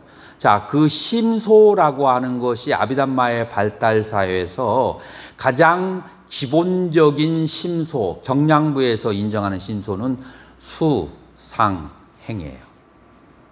그래서 여러분들 담못 따라, 법구나 이런 이제 경량부의 논사들은 심소를 3개만 인정해요. 왜냐하면은 거기는 경을 충실히 하기 때문에 부처님께서 오온을 얘기했기 때문에 오온 가운데에서 식 빼고 나머지 수상행을 심수라고 해요. 그래서 수에 의해서 퀄리파이, 형용되어진 그런 식이 있고, 상에 의해서 그렇게 그 퀄리파이 된 식이 있고, 행에 의해서 그렇게 형용되어진 식이 있어요. 이게 가장 기본적인 형태이고, 여러분들이 법념처라고 했을 때 법은 무엇을 관하는 거냐면 이 수, 상, 행의 수상행을 관하는 거예요. 자, 그리고 여러분들이 심과 심소, 식과 수상행과의 근본적인 차이점을 알아야 되는데, 어떤 근본적인 차이점이냐면, 예를 들어서 거울과 거울에 비친 모양들이에요. 여러분들 분명하게 구분할 수 있죠. 거울과, 밝게 빛나는 거울과 거울에 비치는 형상들, 이건 여러분들이 확실하게 구분할 수 있잖아요. 식과 수상액, 심과 심소도 이렇게 차이가 나는 거예요.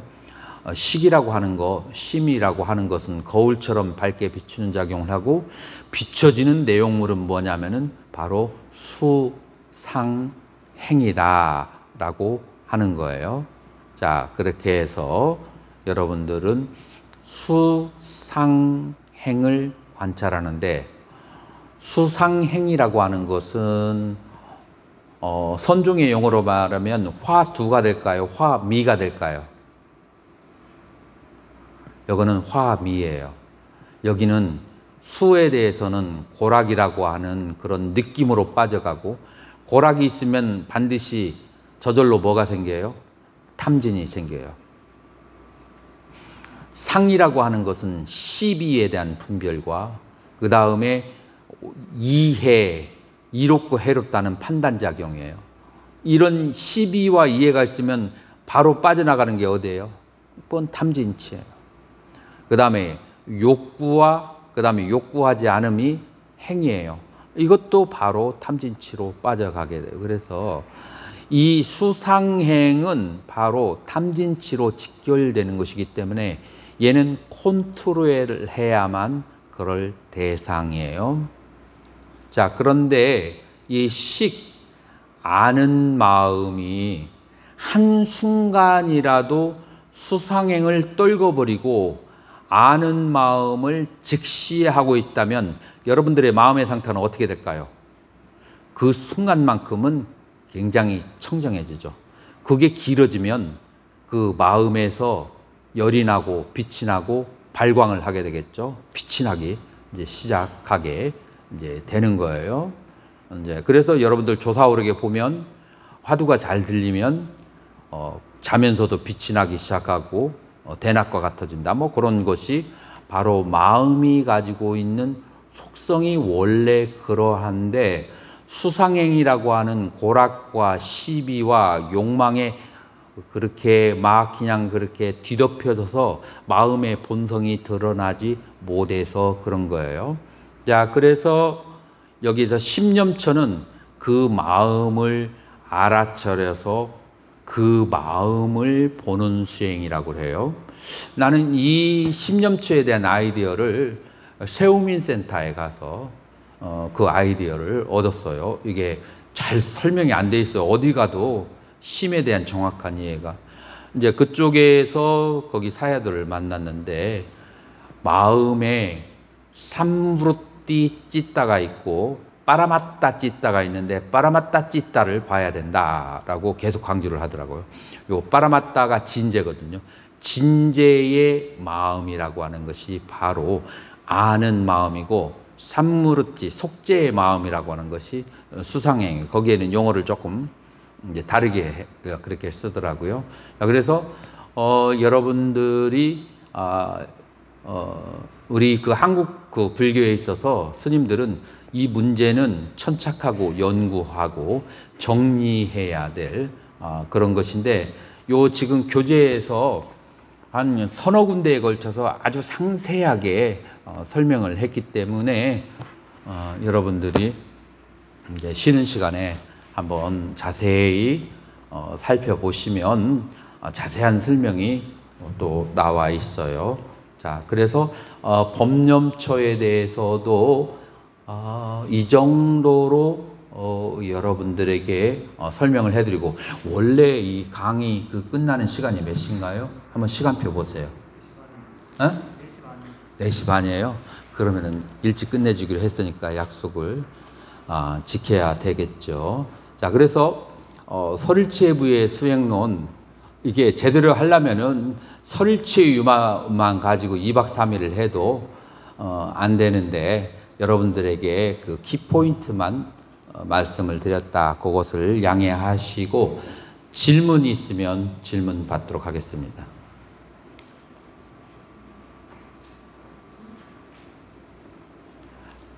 혹시 여러분들 중에서 사회적 지위가 있고 체면이 있어서 질문하기가 좀 그러하신 분은 종이에다가 질문을 적어가지고 요 탁자에다가 올려놓으시면 제가 다음 강의할 때 이제 이렇게 보시고 여러 사람에게 유익한 질문 같이 이제 대답하면서 공부하도록 하고, 첫 시간 이것으로 마치고요.